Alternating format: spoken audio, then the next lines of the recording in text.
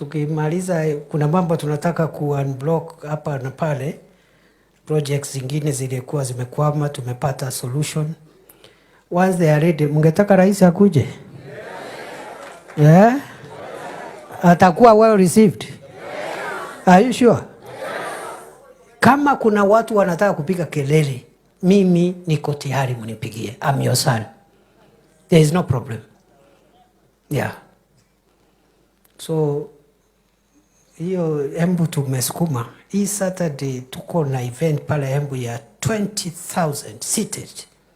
Hii ni 1,000 na kitu. Hii ni 1,500 hapo. 20 seated. Ya maendeleo, sio ya siasa. So watu wanaongea juu hapa, mtu amejawa na kiburi mingi. Hati sijui mimi, tumeona watu wengi, my friend. We even disagreed with President Uhuru Kenyatta when he was the commander-in-chief, when it became necessary. Because kuna wakora walienda wakamteka nyara hapo, akalose something hapo. Lakini siku hizi tumekuwa marafiki. Nilikuta kulikuwa na mitego mingi ya kuseparate William Ruto na Uhuru Kenyatta, nikategua. Sasa, because we cannot afford to have our retired president talking with complaints out there. It is wrong for a country. And he is the only living former head of state we have.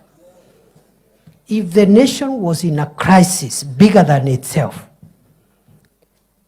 we will require somebody with enough stature to be able even to speak to President Ruto and call the nation to order.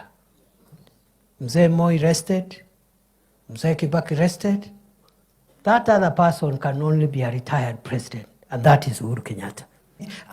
The rest of us, we cannot, President Ruto is our boss. But as a retired head of state, he has the moral authority, if there are some things, to have a discussion with the sitting head of state, and they will agree on how to salvage the nation. So, sasa ni mabesti, tuko hivyo, tunaendelea kusonga namna hii. Alafu watu wengine wadogo hapa wanatutisha. It's because we don't talk. Wanatutisha, sijui tutafanya. Ufanye wapi? Pitie wapi, my friend? Utapitia wapi? Where now? Siku ile, anyway, wacha tu niwache. Sitaki kurudi kuongea mambo ya pale.